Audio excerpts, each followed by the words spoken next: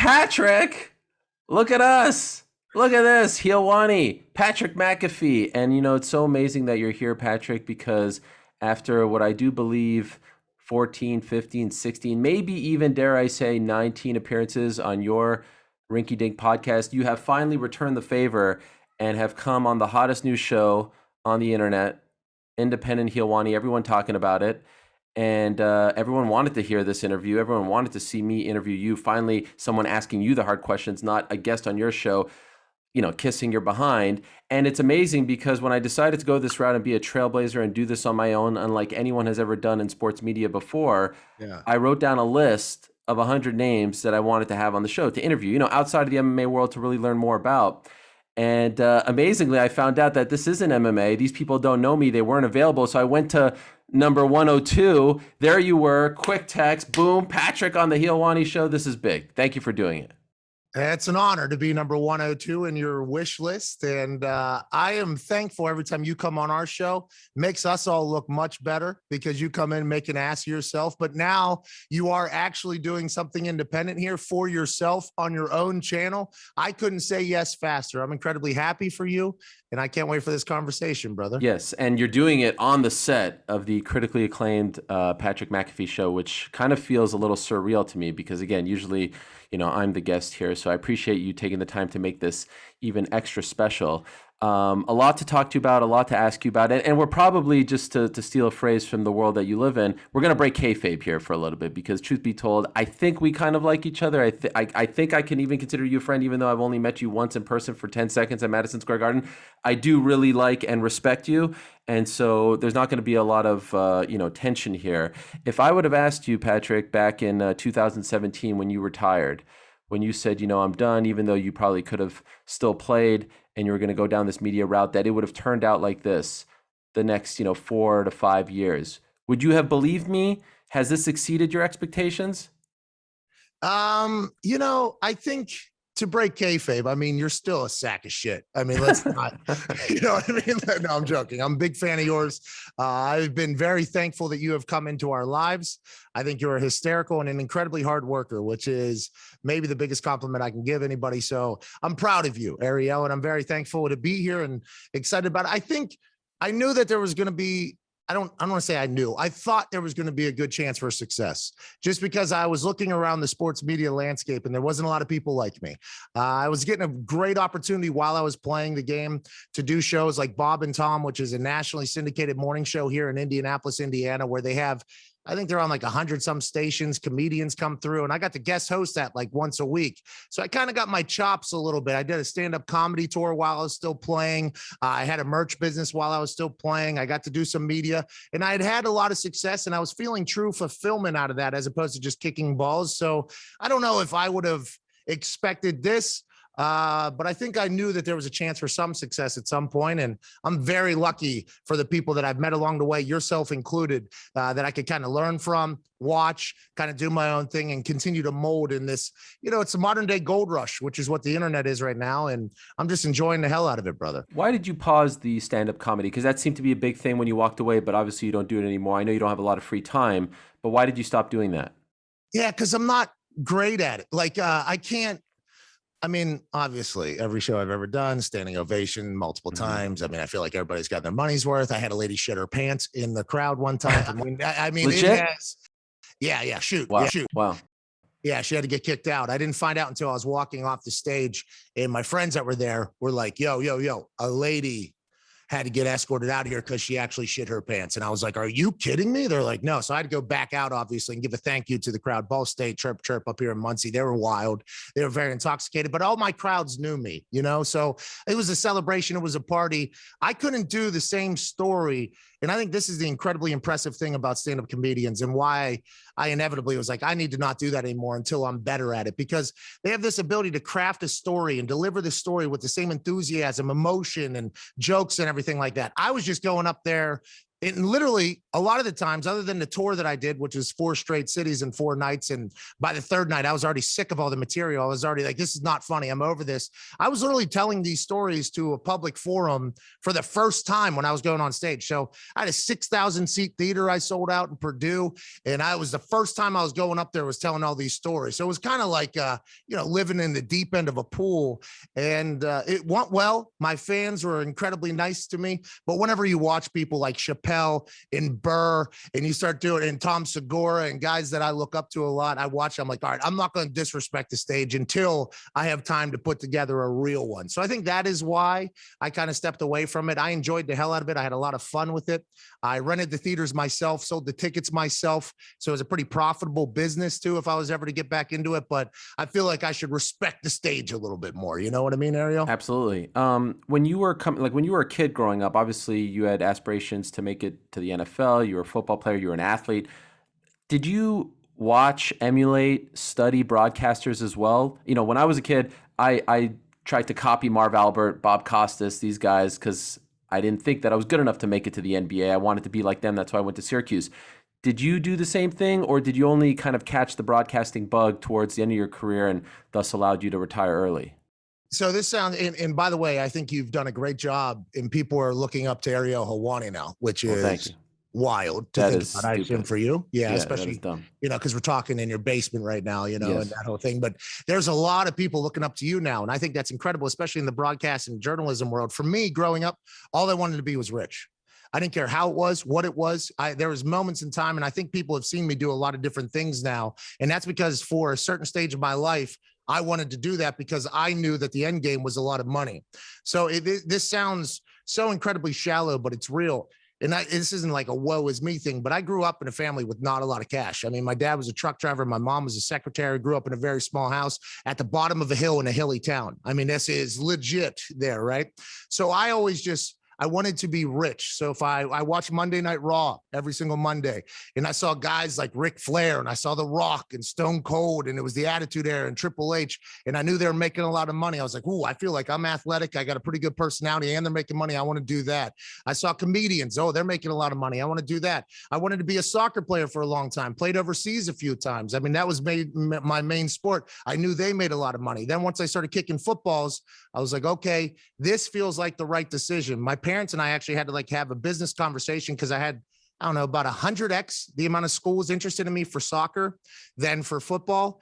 And it felt like the right decision. I was going to kicking camps when I was in high school, and there was nobody that could kick the ball like me.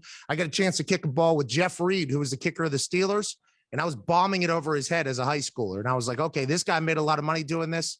I potentially could do this if everything lines up. So literally all my goals were so I could make some money and hopefully get my family some freedom.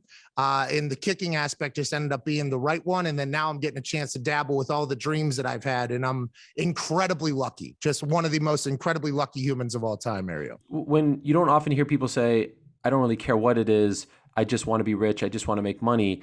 Was that because I would imagine as a kid, maybe you didn't have the things that other kids had? You felt like you were lesser than, like, how tough was that?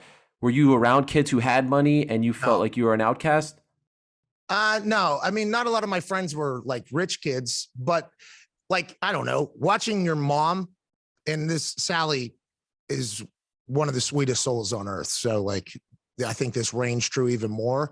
But like when you got to put something on layaway that's like $100, or like your credit card's about to get declined, and I'm sitting there with her in public, and I know my mom is feeling potentially anxiety while the credit card's being run, like it's those moments. And this is, once again, I am not saying anything like that, but it's those things I think that continue to happen where I was like, okay, I want to go. Like I got a chance to play soccer with a lot of kids that potentially had a lot of money, either from the other side of town or from other states that I got to play with, and just watching how they went about their lives and lived their lives. And then watching on TV, Lifestyles of the Rich and Famous, Wild On, I think with Brooke Burke on E. Legend, I would yeah. see all these things on TV, and I'm like, okay, I want to go do all these things. And the only way you can do all these things is if you have money. So not only like the anxiety of my parents or certain things, my dad like remortgaged the house like 5-6 times so that I could continue to play sports.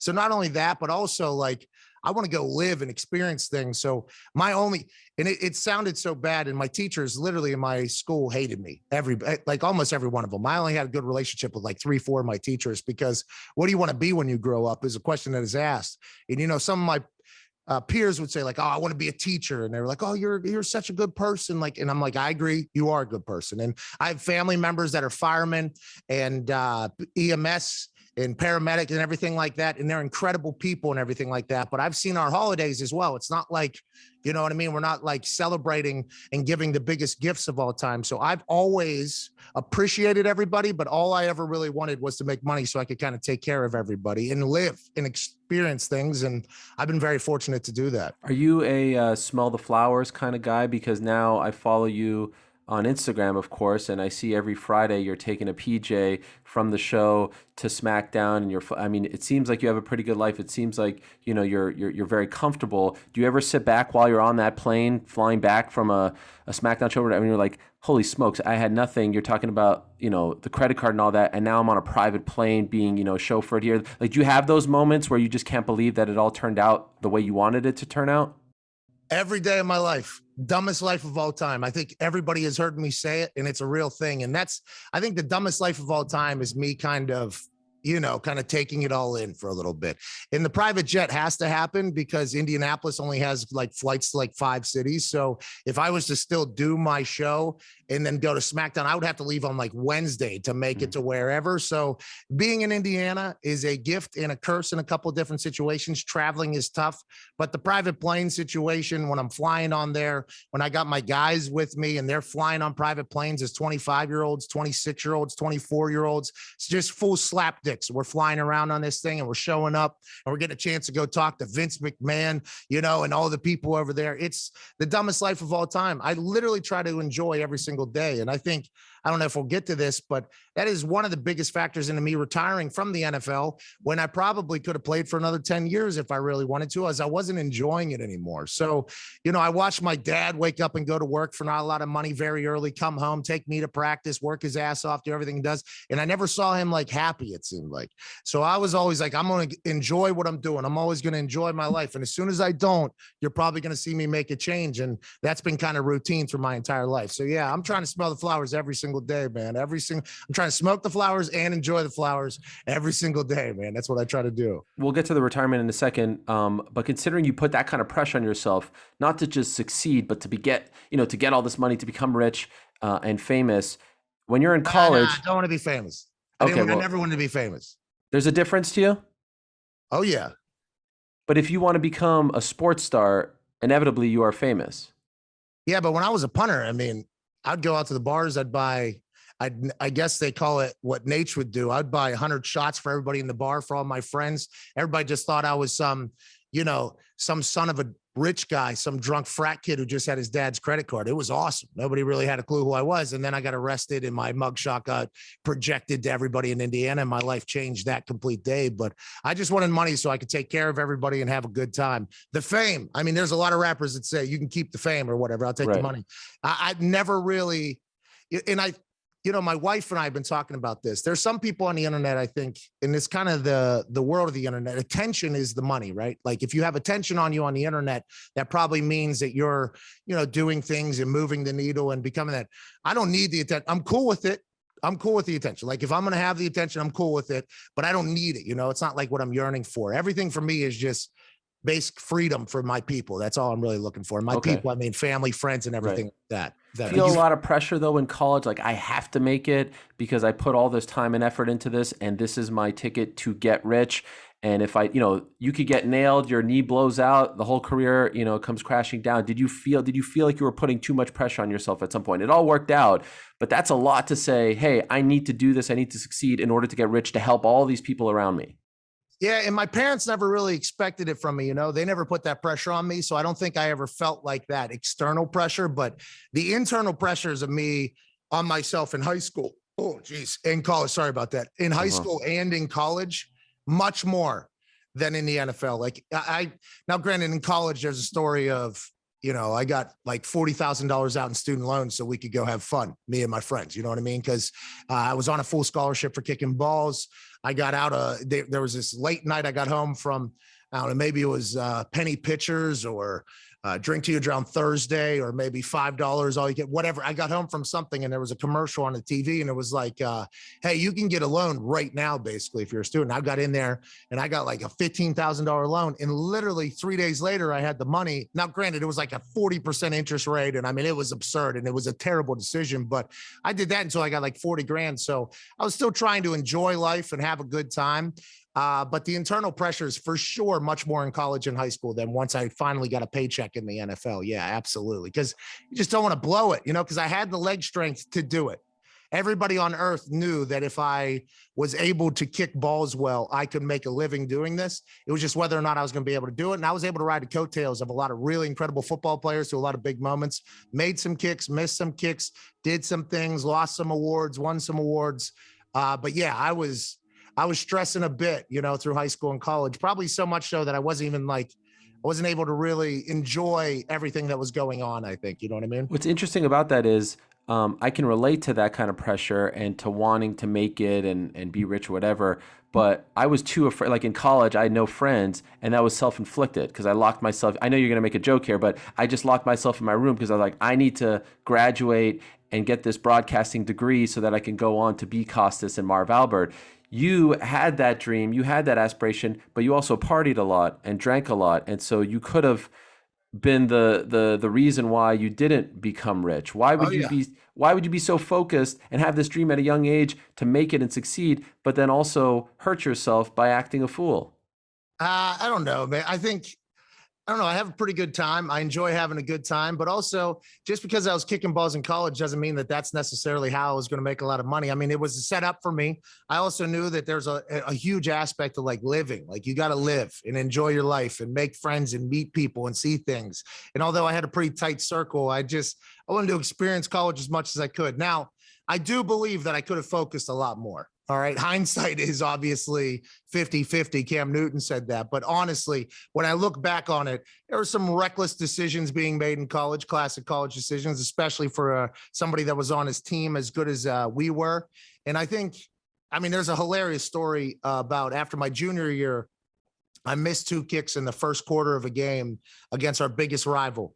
And if we would have won that game, we would have ended up going to the national championship. We would have won the national championship that year with the team we had. I missed 2 kicks in the first quarter. We ended up losing 13-9. So, death threats come at me a whole lot. I literally almost disappear. Like, this is pre-social media. I hopped in my Jeep at the time that could barely go the speed limit on a lot of roads. And I just drove for like 7 hours east. I ended up deep in Maryland and then down into Virginia or whatever. And I was just going to disappear because I felt like I let down everybody. I let down not only my family, my school, but my teammates who were my best friends at the time, my roommates and everything like that. And there was an experience, those next couple weeks that I got a chance to have. And it may or may not have been with some mushrooms or whatever. And it seemed like the world came in much clearer.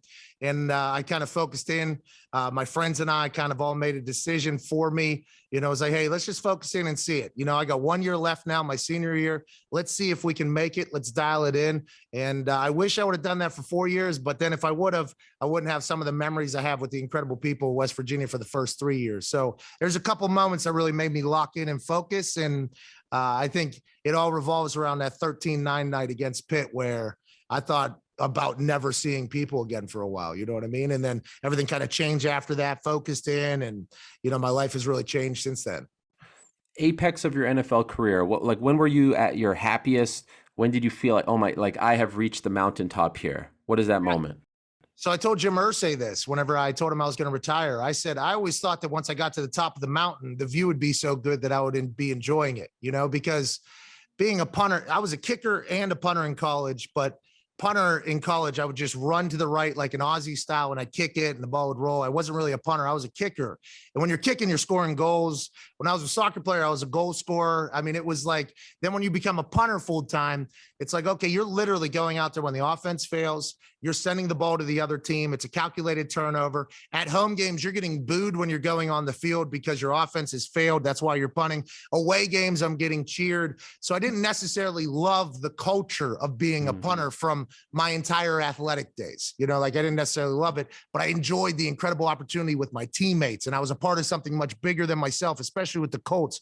Peyton Manning was my teammate. Dallas Clark was my teammate. Joseph Adai was my teammate. It was Gary Brackett. It was a dream come true, but my role wasn't necessarily something that I'd ever been used to in the entire sports world. So I just did my job.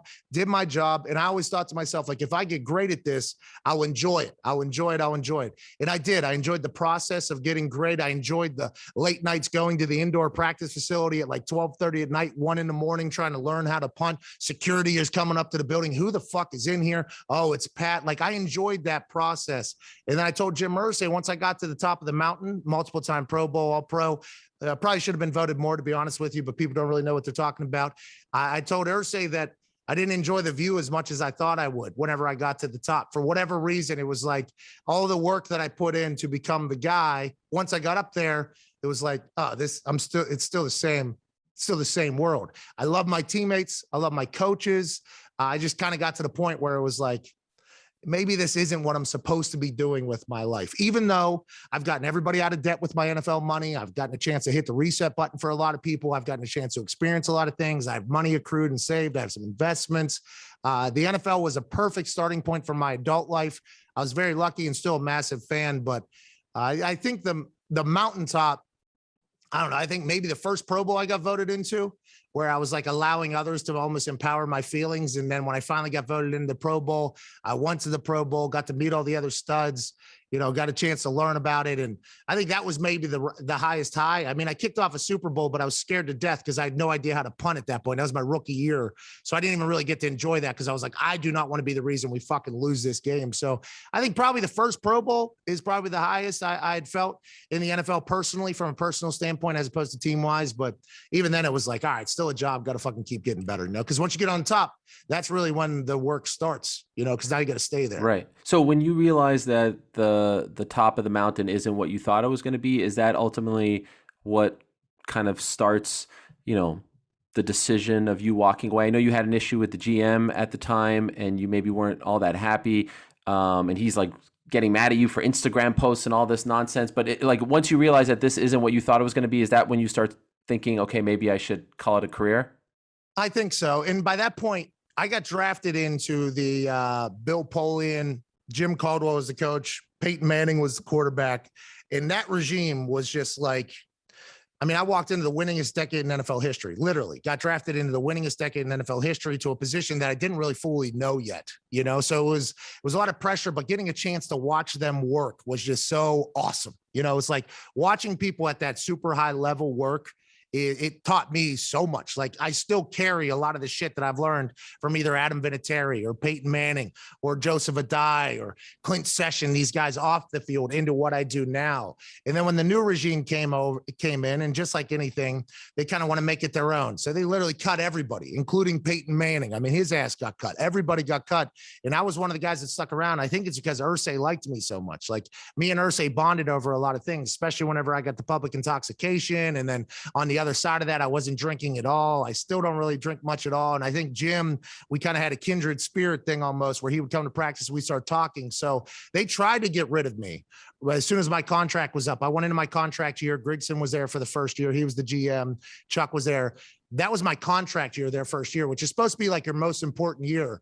And it was, I mean, I obviously was not liked by the new people because I was kind of associated with the old regime. I think they kind of wanted me out of there, but Chuck and my coaches, I think, liked me because they got a chance to work with me on a daily basis. So I do believe those interactions with the front office and kind of a brand new building happening kind of led to me thinking like, oh, maybe this isn't what I'm supposed to be doing. And then I just started like, you know, unrolling there. Like everything started kind of rolling itself out for me. You know, I had like 3 knee surgeries in 4 years. I was going through rehab. I was only getting better though on the field. It was still a little bit of, you know, tensions between me and the GM. And I just was like, you know, fuck it. Like, this isn't what I want to sign up for. I almost retired like 3 different years. And then I finally did it almost, you know, I feel like to myself when I retired, it was like, I finally did what I had been wanting to do for the last couple of years. And although my teammates, I think missed me there early, and my coaches missed me. I think everybody now at this point is incredibly happy for me, you know? Of course. I mean, why wouldn't they? You alluded to the arrest in 2010 a few times. Obviously, that was a major turning point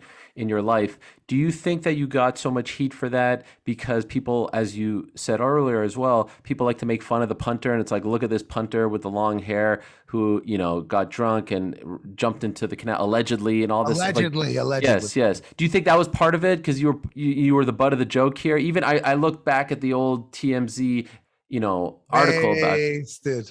And it's see, and it's the Oh, yeah. punter. Yeah. Like, do you think that was part of it? Like you were shamed for it? I think so. Yeah. Like that was a big, if I would have continued to do, once I got back in the NFL, I mean, I was just having a good time. Or once I got into the NFL, I was just having a good time. I mean, I had money for the first time that offseason, the first offseason after my rookie year, we lose in the Super Bowl to Drew Brees and his dumb baby. That first offseason, I got a chance to go see everything that I seen on Wild On. I had enough money. I went over, I was in Africa. I rode a camel in Africa. I was over in Germany. I was in LA at parties. I was in Miami at parties. I was in New York at parties. And I like came back my second year with maybe $2,000, $3,000 in my bank account. Everything was gone. I was like, I don't know if I'm ever going to get this again. So I'm going to go live. And I did. Brought a lot of my friends along, got a chance to go see a lot of people, go do a lot of things. And I came back and I was just going and living and living. That offseason rolled into the second year, I think. And if I would have just continued going without getting in trouble, I would never have made it. I would have never made where I was. I needed that night on October 20th, 2010 or whatever.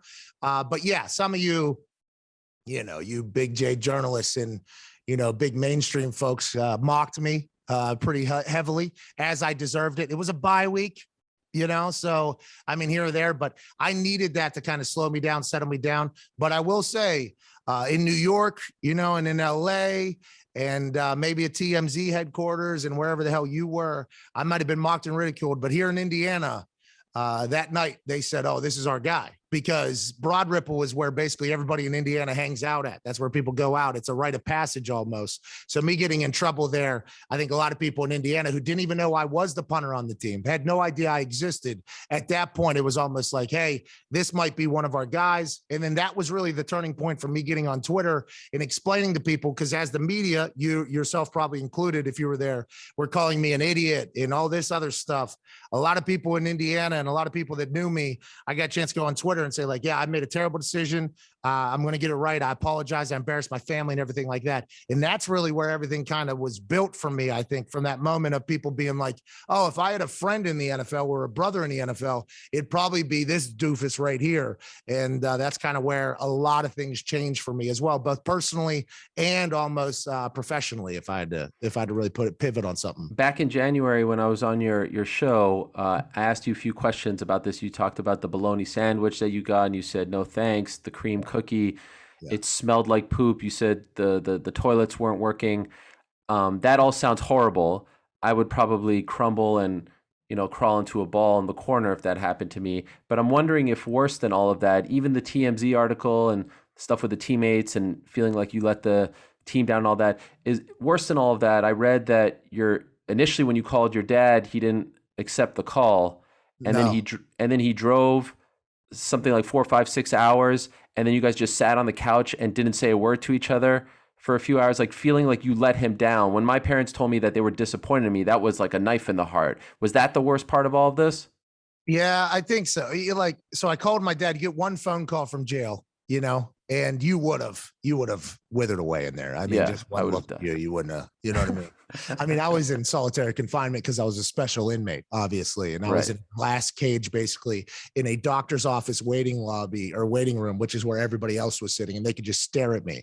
And word had made its way around on who I was, you know what I mean? So there's people knocking on the window. I'm waving at them. The toilets broke. I mean, it was quite a scene there. I was like in a zoo animal almost. But when I get out, when you're in jail, you get that one phone call. You hear about it. You never think you actually have to make it. And there's only one number I knew, and that was my dad's cell phone. Like I didn't really know many other people's phone number because every number is saved in your phone already. So I called my dad or whatever. He did answer. And I said like, hey, Dad, I fucked up. He's like, oh, we know, he's like, we know, like your mom read it on TMZ this morning and it said you were wasted. And I think it was 8 A's or 6 A's, whatever it was. And then he asked me if I was all right. I said I'm okay or whatever, like, I don't know what's going to happen. And then it cut off. So it was as if he hung up on me. You know what I mean? And I didn't get the full story from him until later. I guess they asked him if he wanted to pay for more minutes to talk to me. And the way he explains it is your mom and I talked about it. And it was, I mean, there's no reason to spend any more money on this conversation. It's going nowhere. So like, he thought they were going to tell me though, that like, hey, it cut off. They obviously did not. So all I get is a hang up tone from my own fucking dad when I'm in jail. So I just hang up the phone. They take me back to my little glass cage or whatever. And it was at that moment, I'm like, all right, so literally everybody hates me right now, you know, even my dad and everything. So once I get out, I go through my court sentencing in jail. I go out, there's media obviously chasing down the car as I'm coming out to get in there because it's bye week. There's nothing else to talk about. I'm literally the topic of conversation out here because I made such an idiotic mistake and living so reckless and everything like that. But I get back to my house, my phone's broke. Obviously water damage because it rained. That was obviously what it was. It was rain. I didn't really have any means of communication with anybody at this point, right? Like I am not a tech savvy person. There's a laptop sitting here. I have no idea how to really work this thing. I am just on my phone at all times. That is what I use. So my phone was gone. I didn't really want to talk to anybody. I get a knock on the door. I open it. It's my goddamn dad or whatever. He drove 6 hours from Pittsburgh out there to make sure I'm okay. And I'm like, you hung up on me when I was in jail, dude. Like, what are you? I was in a little bit of a combative state. You know what I mean? At that point, I was a little combative. He was like, I didn't. And he does the whole thing. And we sat there, we chit chatted. My dad gave me like a motivational speech though, you know, like, hey, you didn't hurt anybody. You know what I mean? Like you didn't kill anybody. This could be a point for you to really change everything. Our name right now is being tarnished. Our name, you know, my dad told me almost. And it was like, that conversation was one that really, I was like, you know what, you're right. Like I always wanted to make it for us. I always wanted to make it for my community, my friends, my family. I always wanted to make it for us. And now a guy who shares my name is like, hey, right now our name is being buried almost. So it's like those moments in there. And then we turn on TV and the local news are live from the scene of the crime where McAfee jumped into the canal. We'll be here all day. It was just like wall to wall coverage. So, you know, that was a moment I had to have. And I caused it for myself. I created for myself. But that really became like a pivotal almost launch off for me. And I think that conversation with my old man, not in jail, obviously, but whenever he came to the house is a massive part of it for sure. So when you walk away in 2017, you join up with Barstool and you start this media journey. And some people said you were crazy because you're still in your prime. When do you start to believe that this media thing is going to work, that you're onto something, that you're different, that you're developing a loyal following? When's that point where you're like, man, this is actually working for me? Probably like 2015, maybe. I don't know. 2014 is probably when I started to realize like. But you retired in 2017, no? Yeah, but I did a comedy tour while I was still playing. I did numerous comedy shows. I had a podcast while I was still playing. I had a merch business while I was still playing. I was doing the Bob and Tom show every Tuesday while I was still playing. So I had a chance to realize, you know, that there is a chance to maybe make some money outside of the field. Now, I was focused on kicking balls, though. My number one priority was being the best ball kicker I could be for the Indianapolis Colts because that is where the current check is coming from. So anytime you go looking for mo money and never focus on your for show money, you might end up with no money. So I had a chance to dabble in a lot of things in different fields, whether it would be comedy or sports media or podcasting or merch business or anything like that while I was still playing, while still being able to focus full time on kicking balls. And then once I finally got to the point where I was like, I would like to free my mind from having to worry about being the best ball kicker I can be for the Indianapolis Colts. And I enjoyed and was privileged to do that, very honored to do all that, very lucky to do all that stuff. But when I finally got to the point to free my mind, I was originally just going to make my own app and I was just going to charge a buck a month. I already have something wire of an app. I forget what it's called, some tech person. I think I still have the basic outline of what the app would be. It was already in motion. I already paid for it, the thing to be built. I was just going to make it like a subscription service, like a buck a month. And I was going to do a daily podcast and just create stuff on there because I had a really loyal, cool following, a great group of humans here in the Midwest that were following me. At that point, I think I had like 750,000 followers on Twitter, maybe 800,000 followers on Twitter. Everything I was doing pretty well. So I think as my career was kind of winding down in the NFL, I knew there was a chance to potentially make some money. And once again, I'm saying this, it's a real thing in the modern day gold rush that is the digital media space. Like if it if you got a work ethic, I think you can go make it. If you got something special, I think you can go make it. I got a chance to experience that. And then Dave and Erica had heard about it. They knew what I was thinking about doing. And I got a chance to chat with Dave and for Erica. And he said, we got an investment, and the investment is to bring along talent.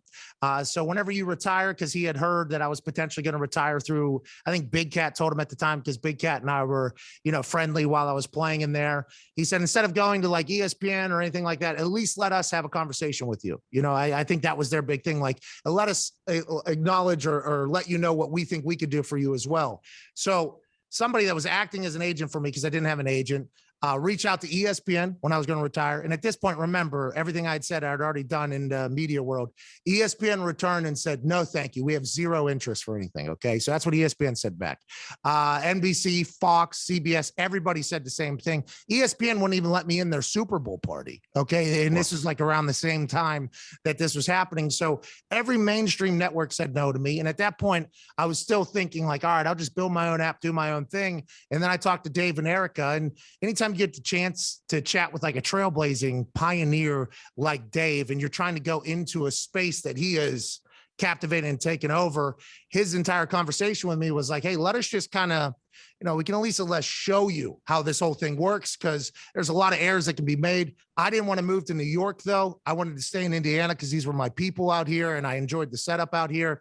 So we came up with an idea that I would run a Barstool affiliate location out here in Indy. They'd still be in New York. And at that time, Barstool was blowing up. I mean, it was a rocket ship. And I think there was some miscommunication that potentially happened, partially on my fault for not going to New York as much, them blowing up, hiring new people, maybe not understanding who I am, what I am, why I am. So I got a chance to learn from the greats on the internet from them for like a year and a half. And then when I finally decided like, all right, I'm gonna go on my own here and do my own thing. I think there was nothing but love from Dave and everybody over there, because they completely understood. And that was kind of the plan all along. But I look back sometimes and think back on it, like if I would have moved to New York and done that, what the world would look like right now. Like, obviously, I think we can all realize that maybe it could have been massive, and we're still friendly, and who knows if we ever get back into business together at some point. But I was very, very lucky to kind of learn from everybody over there. They have so much talent over there, and the way things operate behind the scenes. I was just very, very lucky to go over there for sure. So you mentioned the ESPN stuff. They wouldn't let you into the Super Bowl party. Obviously, things changed because you did some work for them. You show up on shows, sidelines, whatever. But a few months ago, there's a big story that comes out where ESPN talent, including myself, can't go on your show. And then it turns into a huge thing, and you break the fourth wall, and you call me and try to get me in trouble. I mean, it was a whole thing. Awesome, by the way. Yeah. How is your relationship now with ESPN? I don't know. So I don't know. I'd be lying if I said it was like a good relationship. I don't think it's a good relationship. Why is it not a good relationship? Because those same executives that had zero interest in me when I retired and told me I wasn't even allowed at their Super Bowl party when like the group I was with was going or whatever. And this is after I'd made an all pro and everything like that. Like those same executives were there, So the reason why you saw me on Get Up is because Mike Greenberg wanted me on Get Up. And that's like Mike Greenberg. The only reason why you saw me on College Game Day is because Kirk Herbstreit wanted me on College Game Day, right? So like any time that I've had to do anything with the executives that are over there, they just don't get it with me. Like they just don't understand it. I'm a punter. No punters should talk. I live in Indiana. I mean, there's no media business in Indiana that is happening, I don't think, on a national level or ever has, other than Bob and Tom and myself. So the executives just don't get it with me. They never have. They never will.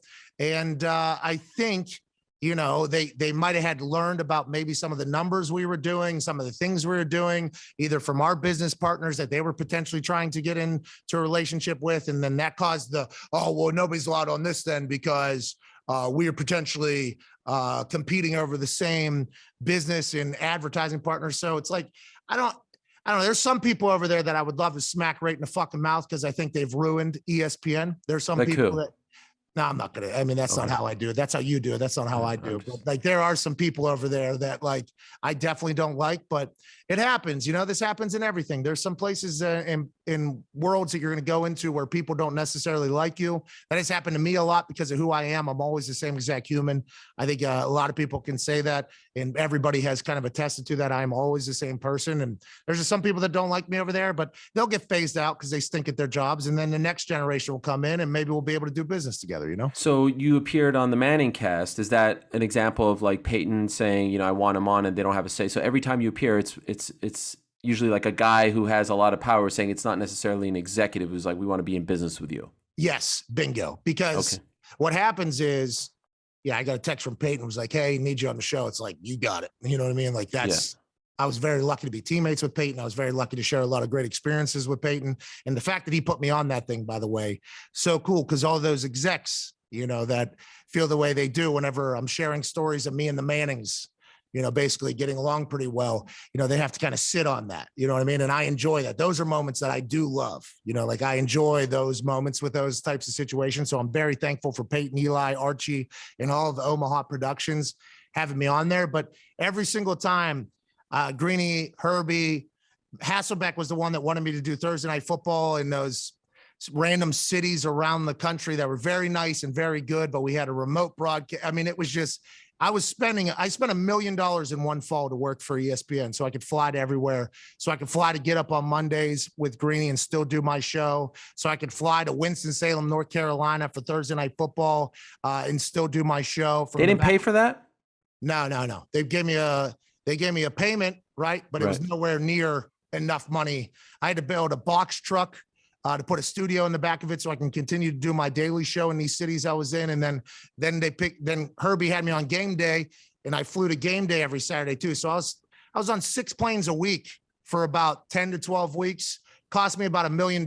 We had obviously sponsorship partners that helped with that whole thing. And we made vlogs, and my incredible group of boys, we tried to make the most of it, which is what digital media is all about, what the internet's all about. And then we revisit a conversation, and the money that they tried to offer me, it was like, you don't even you have no idea what's going on. It was just a basic slap in the mouth, because they view me as that punter still from Indiana, which is cool. I understand it completely, but I just felt like there was a massive lack of respect there, like a massive lack of respect. Wouldn't you agree that being on the outside looking in, being sort of the outlaw is the best spot for you? You don't need Fox, ESPN, TV. Like, I would almost argue it would be a mistake to go down that path. This is like, you're the Howard Stern of sports media. And that's the best compliment that I could give to someone growing up a huge fan of Howard Stern. This is best for you, right? Like, correct me if I'm wrong, you don't have aspirations to be with those guys full time at any point anymore, right?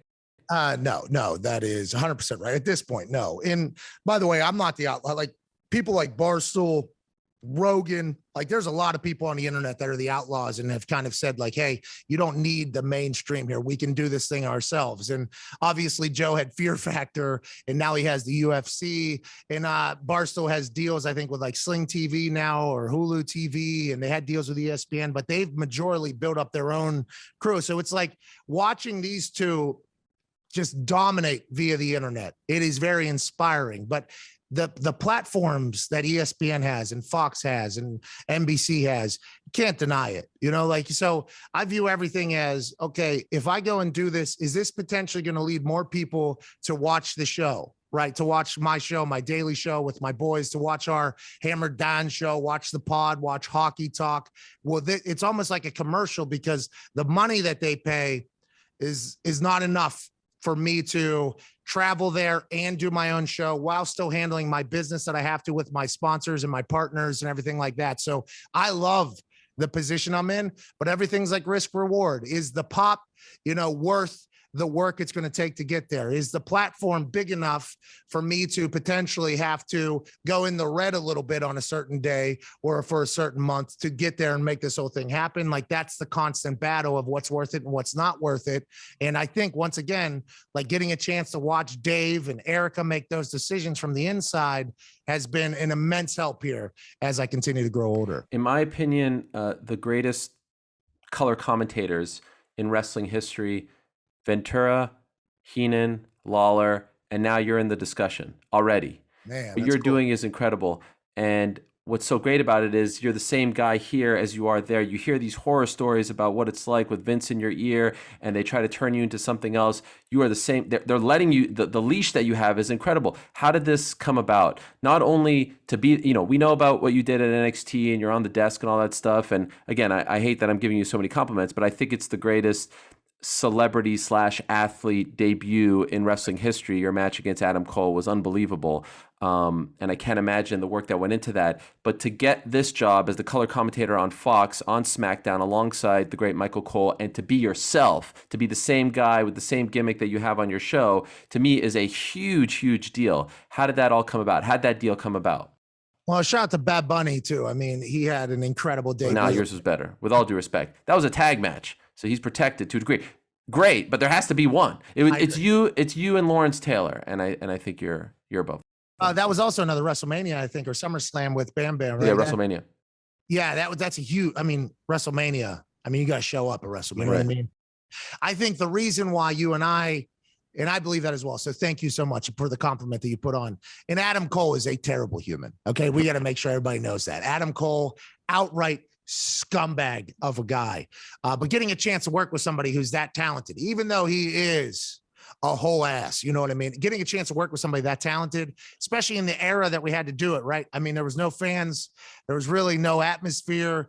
It was like 17 minutes, one-on-one match, no gimmicks, by the way. There was no chairs. There's no tables. There was no referee interference. There was none of my boys were out there. Just a one-on-one match. I take a lot of pride in that because I dreamt about that ever since I was a kid, you know? So I was very, very lucky to do that. And to hear you say that, especially somebody that has won fake awards in this journalism thing, especially in combat sports, I appreciate that a lot. But I was very lucky to work with NXT for like 3 years, I think. I'd been doing the panel for them, the kickoff panel for them for a long time, and getting a chance. Michael Cole was the one that actually called me and asked me to do those panels years ago. And it was the takeover before WrestleMania in New Orleans, if I do recall. It was like a week before then or 2 weeks before then.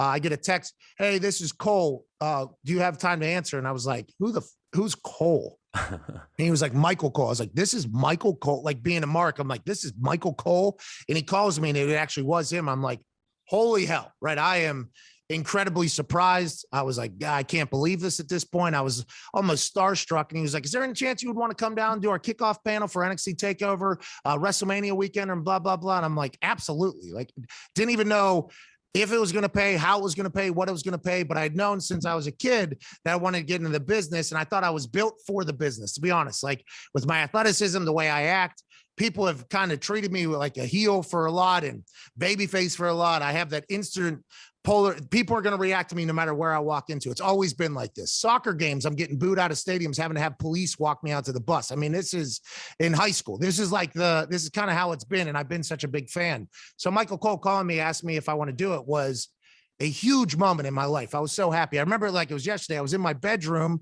and I got the text and I stopped. And I think my wife even like walked into either the back of me or whatever. She's like, "What?" I'm like, "I think Michael Cole's about to call me." And he calls me, have this whole thing. I go down there and I do the kickoff panel. I get to meet that same weekend. I met Vince McMahon for like 5 seconds. Hello, like a quick in and out. Triple H is there, obviously, with NXT. I met Stephanie. I met Shawn Michaels. I met all these people. And it was like a kid. I was like, oh my God, this is amazing. And I decided to wear shorts. Okay. I decided to wear jorts with it. And I knew from all the horror stories that you had talked about from following the business, I was like, I'm going to go in there and I'm going to be me. And I think, and this is going to sound bad, but I wanted to set a precedent. Like, hey, this is how I'm going to be. I'm not going to be able to be something that I'm not. And to their credit, Michael Cole, Triple H, Vince, everybody, if it works, I think throughout the history of the business, if it works, they're going to let you continue to go. If not, they're going to give you little things. I think, I'm not sure. I don't know enough about the behind the scenes, but I think that's how it goes. That's how I believed it. And for those kickoff panels, I just got a chance to be myself in there. They kind of wanted me to be the idiot from the outside, be the fan, do whatever you got to do. I got to work with Sam Roberts, who is unbelievable at what he does. I love Sam, and Charlie was crushing it as well. So I got to do a couple years of those. And I think they kind of got comfortable with me, used to me. I think they saw some of my content. I think there was a trust that was built up. Then whenever I was allowed to do the run with Adam Cole, because he broke my set, obviously, and we're able to do that whole thing, I just think I was able to, you always have to do this every single day with everybody. But I think I was able to build up some trust from some people about like, hey, I do understand a little bit about the business, not enough to act like I'm a genius or anything like that. I know what's potentially a good show because I do a show literally every single day. I'm not going to panic in any big moments because I've been in some of the largest of all time. And it's just, I think they kind of, and I'm always coming from a good spot. So I think they've kind of let me do that. And I'm very, very lucky to do that. And now getting a chance to sit next to the greatest of all time and Michael Cole, I mean, I just go out there and have a blast. Like, it's not a profitable thing for me, the SmackDown. I mean, aside from being in front of 3 million people every Friday night, which is incredibly huge, that's a massive commercial. When you're talking about just strictly cash in pocket, like that is not that profitable a thing. For me, I'm doing it because I love it so much. I have so much fun. I enjoy it. There's been a couple of things, obviously, that have been told to me, like, hey, do this, try to do this. And I try to curtail it and keep it in there. But anybody that says you get a chance to hear a billionaire speak into your brain whenever you're talking about his show and acts as if that's a bad thing, I think that's incredibly short-sighted. You know, getting a chance to chat with Vince McMahon, even if you think he's whatever, a lunatic or whatever, this is one of the biggest self-made dudes in the history of the world. So I take it as an incredible like opportunity. And I've been in football and soccer where coaches have said terrible things to me, you know, so it's just, I almost have a callus built up. So if Vince McMahon was to come in my ear and say some of the things that people have said have happened in the past, I think my natural reaction would be to almost laugh. Like, this sounds bad, but it would be like, okay, all right, I get it. You know, like I get it. But I look at that as an incredible opportunity and something that's really cool. And I'm very thankful that they've let me kind of do my own thing in there. We have a few more minutes. Yeah, dude. Okay, yeah. cool. There's so much I want to ask you about.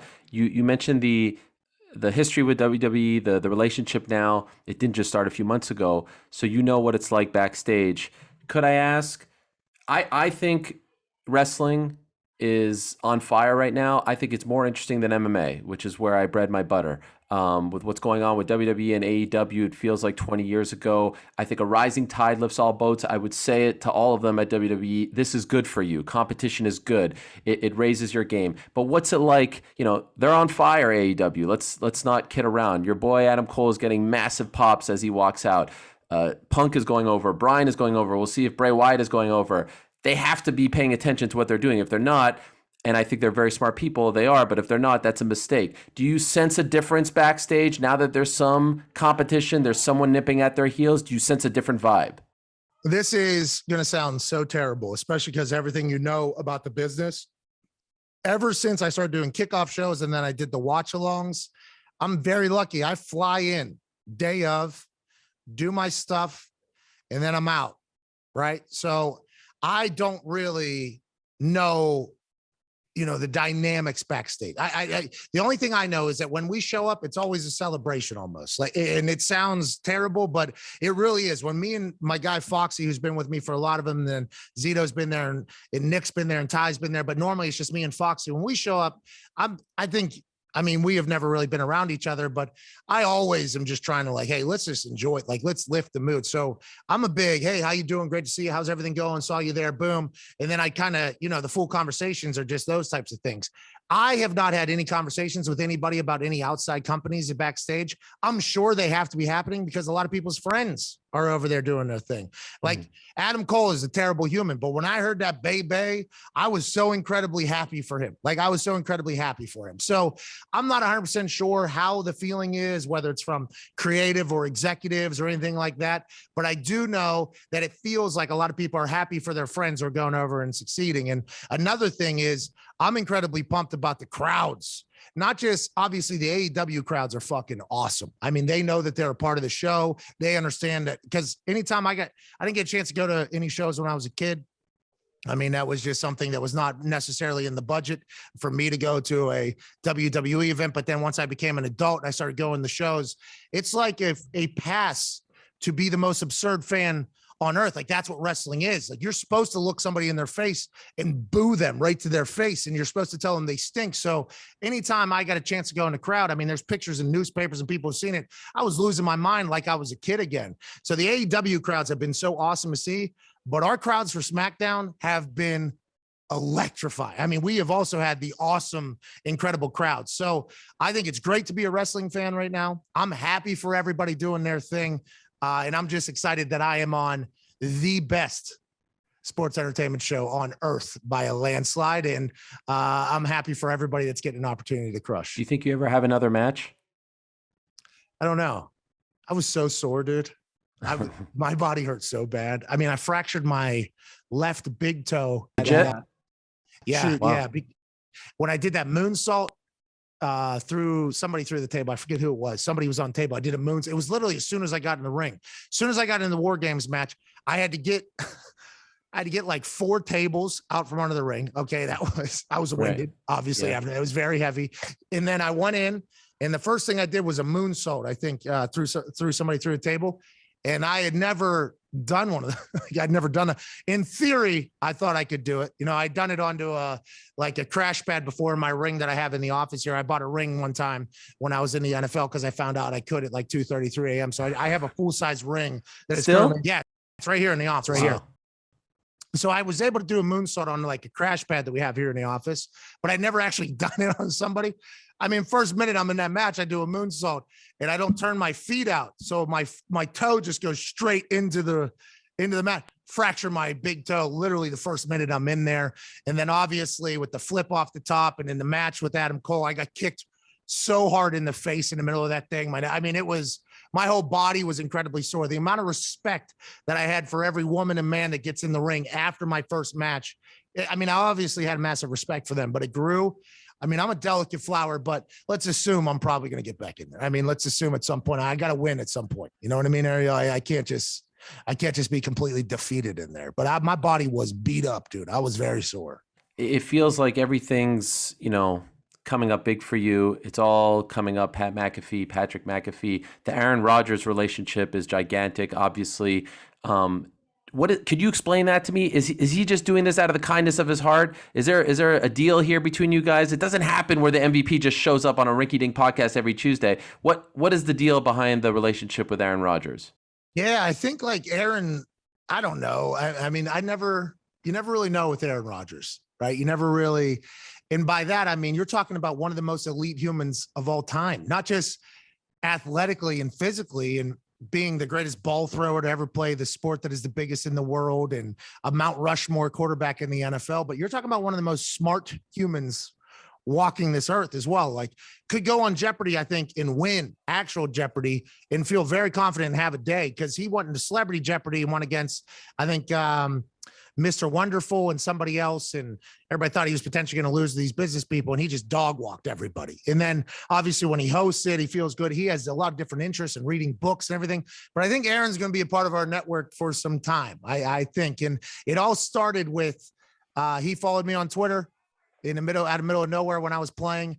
I forget if it was because I was on NFL AM, which was a show that was on NFL Network in the mornings before Good Morning Football was on. And it was on every single TV in every NFL office, basically, because every NFL building watches NFL Network. And I got a chance to go on like once a week.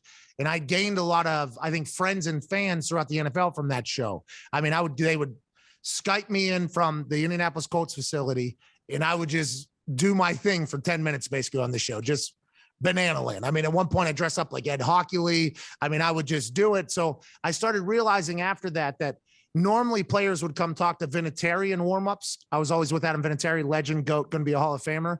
Normally people would just come talk to him and I would just be standing there and I'd like have to introduce myself to people. After that started happening, I realized that other NFLers, other coaches would start coming up to me and like, hey, love what you did on blah, blah. So I think like things started to grow. I got a follow from Aaron on Twitter one day. I forget when it was. And I remember like texting a couple of my boys back home. I'm like, Aaron Rodgers just accidentally followed me, I think. Like, I think he accidentally followed me. So I kind of watched it. I followed him back.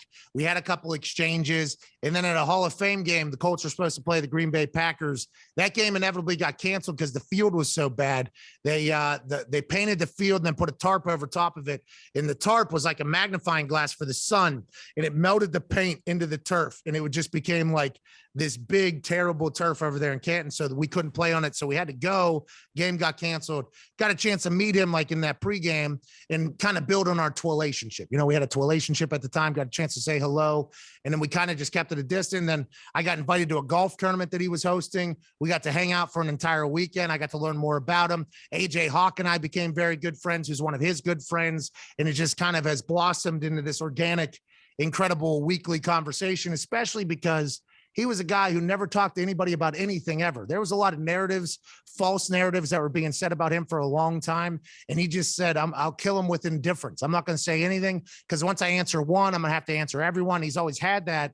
So now that he's at the point of his career where I think he's very comfortable with his resume, I think he's very comfortable with himself, and he feels, I think, comfortable chit-chatting with us. He's much more open, and we are incredibly lucky for that. And I look forward to Tuesdays during the football season almost more so than anything else professionally that I get a chance to do. I'm very lucky, very thankful for it. And I know everybody else is watching it to hear what he's saying. So I take a lot of pride in the information and what we get out of Aaron and what we potentially correct and what we can let people know about things in the past as well. It's a dream come true. And I'm very lucky. And it, once again, dumbest life of all time. And I very much understand that. Okay, just a couple of quick things and then I'll let you go. I don't want to tire you out. I know you have a show. I don't get tired, Ariel. Okay, I feel I live with guilt. My whole existence is just one guilt. This is helping wake me up. Actually, this is helping. Okay, you're enjoying this. I'm enjoying it too. I'm loving this. It's great. I never get to do this. I never get to be the one that answers questions. You know? I feel like people probably hit you up all the time. No, I don't enjoy doing a lot of it. I know. It's annoying. Just because there's too much of me right now. There's too much of me right now already. I don't need to be forcing myself on other people's listeners. You know what I mean? Like, I've been with me for 34 years. I'm a lot. Okay. Especially right now, there's a lot of me, too much of me. So I feel like I get very, I don't want to say indifferent, but I do get kind of, when people ask me to come on their show, I'm always very thankful for it because I know it's not easy to ask somebody to come on a show. Like, you and I both know booking shows is not an easy thing to do. It's a big deal. But I never want to feel as if I'm being forced on people, especially with how much there is of me. So, like, I'm doing this for you because I feel like everybody that listens to your show has already listened to my show. The reason why they're listening to your show is probably because they listen to my show. So that is why I did this show. But like that is, this is not something I normally get to do. Yeah. How bad was COVID? I got it pretty bad there, man. I was vaccinated too. So I was fully vaccinated, and we still don't know where I got it. Like, everybody just assumes it was at SummerSlam, but my wife was with me. Her friend was with me. 2 pilots were with me afterwards. My boys were with me afterwards, and nobody got it other than me. So I think it might've been a delivery guy, but, or maybe an Uber or a DoorDash or something like that potentially gave it to me at the office. Maybe 104.5-degree fever. I thought I was really going through it. It was about, I don't know, probably 36 hours of like aches and chills. And then on the other side of that, I kind of, got going, but it was a nightmare. I mean, the timing of it wasn't great, obviously, and dealing with it wasn't great, and being scared that you're going to potentially harm somebody else. I was scared to leave my house even after I had a negative test. I'm like, I don't want anybody else to potentially get this and they have to miss work or potentially die, I guess, is the end game of this thing. So it wasn't fun. It wasn't cool, but it was great to get back into the office, great to get back on SmackDown. And I'm happy now. They tell me I can just drink COVID through a straw and I'm okay because I got the antibodies and the vaccine. So that's good news. Yeah, you came back MSG and I was like literally front row and you heard me and no sold me. I'm with my kids. I'm like, yo, guys, I don't want to alarm Why you, did but you like, tell me you were there? I'm not that guy. I'm friends with a lot of boys in the back. I'm not that guy. I don't text anyone. I just show up. Yeah, I know it, and I understand that you're a rock star. I understand you're popular in back or something like that. It's not exactly what I've heard, but I'm joking. But I have so much going on. Like, I completely forgot you were going to be there. I didn't even know, and I always go left around because I want to do the whole thing. I didn't even know you were there to the right, and you were like, I think like row 4, row 5, right? I think like no, front row. Yeah, you're probably like row 6, depending upon there. I completely forgot about it. So I tried to come over at the end and say what's up, but I didn't want to dabble too much in the way and get in anybody's way because there was about to be a match. But it was good seeing you. I did feel bad though. I missed you there. I love the relationship from afar that you have with your wife. It seems like you guys are super tight. She travels with you. She's very supportive. You're supportive of her charity for the brand, FUR, the brand. If you don't have, because I think I have met people, by the way, and I'm sure you have as well, who get married and unfortunately the significant other impedes their progress, impedes their success. And I feel very lucky that my wife, I've known her since I was 12, never said, don't go to, early in my career, I was traveling a gazillion times. I felt like I needed to be at every single fight. Every single fight I had to be there. I had to be omnipresent. And it seems like your wife is very supportive of your career and your crazy schedule and everything that you do. Would that be an accurate assessment? And most importantly, when are you going to have kids? Yeah, great questions. And by the way, shout out to your wife too, by the way. I mean, that is an incredible thing. It's not easy, by the way, especially for your significant others. And like you, I have seen others where maybe they get married and the dreams and goals do not align. Like, hey, I think you've made enough. You've done enough. I think it's time to stay home and do this whole thing. And I think with my wife, I'm very, very lucky. She was with me when I was in the NFL. So she got a chance to see that life. She got a chance to see the rehab, the knees. She was bringing me ice for my knees and things like that. She also saw the, kind of, I don't want to say discontent, but like I don't even know if that's a word, but she saw me fall out of love with working in the NFL, I think. So she got a chance to see the behind the scenes of that. She got a chance to see, the comedy tour script touring and the merch and the things that I've tried and failed at. So she's been through it all, including my retirement and my Barstool days and getting a chance to learn from them. She's kind of seen it all and understand it all. And there has been some moments where she's like, aren't we doing too much? Like, isn't there a thing? But she has never once become an anchor, and I think that is a beautiful thing. I'm very fortunate. I'm very lucky. She holds it down. There's a lot that has to happen in her life. What she's doing with Further Brand, because our dog Valerie had to battle against canine cancer out of nowhere. And this is the first dog that I've really fallen in love with. And it I almost like cried whenever I heard the diagnosis. And then once I found out how expensive everything was, I thought back to like my childhood and she thought back to her childhood. Like if that was our dog whenever we were kids, we could never afford the procedure to save our dog's life. So that's where Further Brand was founded, basically, was to help people fund and pay for their canine cancer treatment, which is ridiculously expensive until you find out about it. And then, it's your dog. So they pull on your heartstrings too. Like, oh, well, you can afford this. It's like, not a lot of people can. So I'm very lucky to have Samantha McAfee as my wife. I'm very appreciative. Like every relationship, there are moments I think where she hates me. That's going to happen, I assume. And hopefully hopefully I've been with me a long time. I hate me a lot of the time too. So I understand that, but I'm very lucky. I love that lady to death. And whenever we create kids, I think we'll be very excited about it. And she's going to be maybe the greatest mom to ever exist. So I can't wait to see You need it. someone for the bris. I'm well versed. If you want to go down that path, just throwing it out there, take it or leave it. No What's big the deal. bris? That's the old snip snip. Yeah. The old snip snip. Yeah, it's become more common. It's not just a Jewish thing anymore. I don't know if you know this. It's become very Why do you common. want to snip my kid's dick though? Like, I'm just saying it's more of a health thing, if I'm being honest. Oh, but, okay, got it. I'm sorry, I didn't know enough about it. That's on me. If you want to do the bris of my child, we'll have to call the authorities. Okay. Last thing for you, and then I'll let you go. I remember one time you threw out the Monday Night Football thing, kind of backfired. People were thinking you were campaigning for someone's job. It was a bit weird. But listen, I respect you for shooting your shot. You wanted that. You were shooting for the stars, and you got to put it out there. And so I respect it. Who knows what goes on with that job in the future, because the Mannings are killing it, and maybe that's the future. But what is something like what is on the bucket list at the very top? Like, I don't know if there's much left with the wrestling now and being this juggernaut that you are. But is there something off the beaten path that you haven't talked about, that you haven't revealed, that you want to accomplish, that you want to do before it's all said and done? I don't know, man. I appreciate all those kind words. And there was a couple of people in your journalist world. No, listen, I don't paint me with that brush. The media guys didn't like it, and they were giving you crap for it. I'm talking about those jabrones. And it trended for like 8 hours or something like that. Yeah, it was a thing.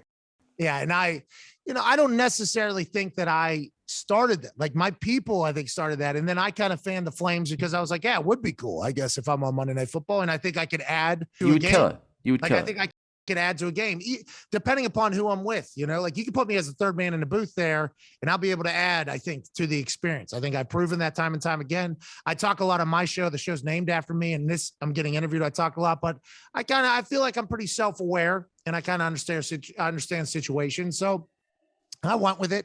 I thought it would have been a good move, but also that was, all those executives that are making that decision. I was okay with them having to answer those questions. You know what I mean? Like I was okay with, so all those journalist people that were coming after me, they don't even know that I was potentially doing that strictly to troll the people that I Ah. didn't like, you know? So it's like, it's one of those things where I am petty. Okay. I am a petty person. I do recall things that are either done or said against me. So there are some people that came out against me in that entire thing that I would never talk to probably in the sports media world because of Name it. names. Come on, name names.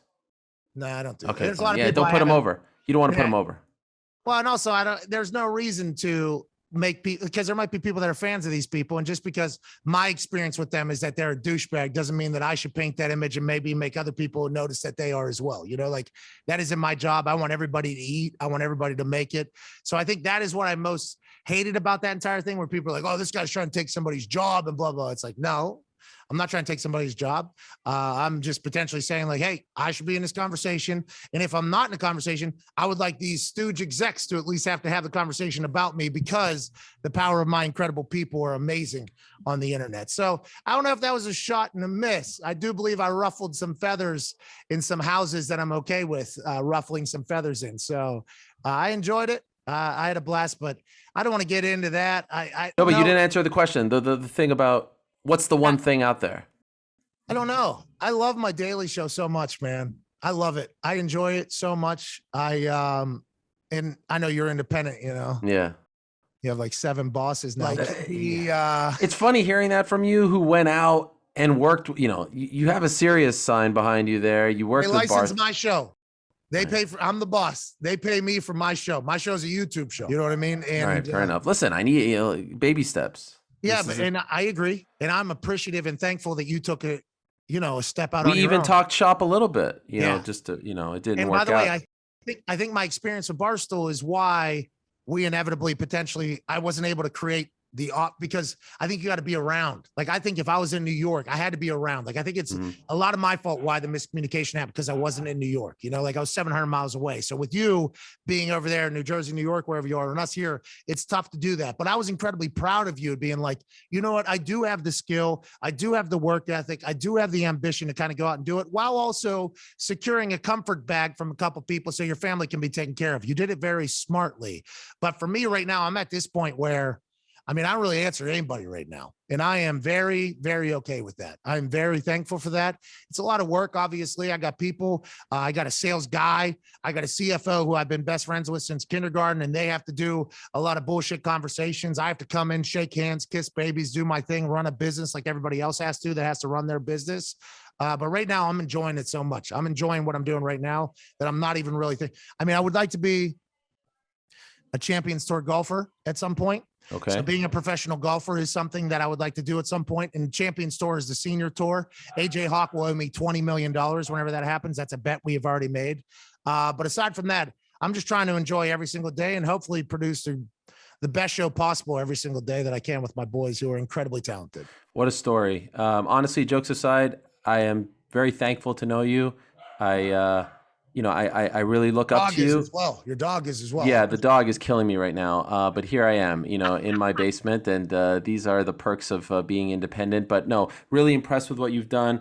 Consider you a friend. Consider you a mentor, believe it or not. I look at what you do and I say that is the blueprint. You know, I used to think that the blueprint was, you know, Costas Albert. To me and to a lot of other people in sports media, you are the blueprint. I don't want to be, you know, the sideline guy anymore. I want to do what you're doing. And that's like the best compliment that I could give you. Obviously, I wanted AJ Hawk on here. He wasn't available, so I'm glad to have the second star of the show.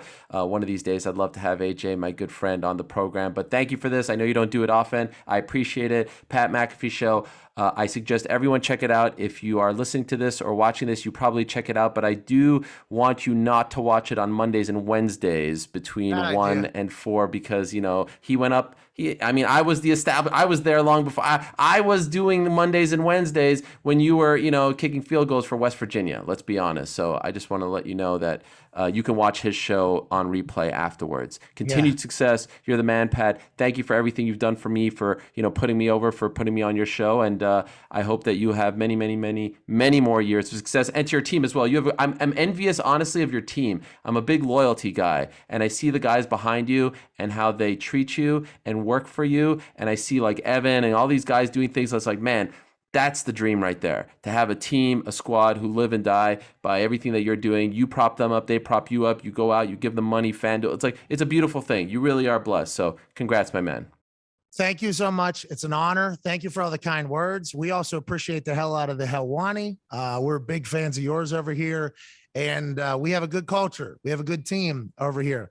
Everybody's kind of driven, same goals. Everybody kind of has the same work ethic. Everybody's ready to go. And that's a big deal. Building your culture, building your team is a massive, massive deal. And I'm very, very lucky for the boys that I have every single day and for people like you that give us a chance. And I appreciate you, man. Thank you for this opportunity. And if I'm the blueprint, by the way, I mean, there's a lot of terrible decisions you got to make before you fall into success. Then I hope you miss all of those. I will miss those. Yeah, I'm a lot smarter than that. Yeah, but absolutely. The end game. Yeah, exactly.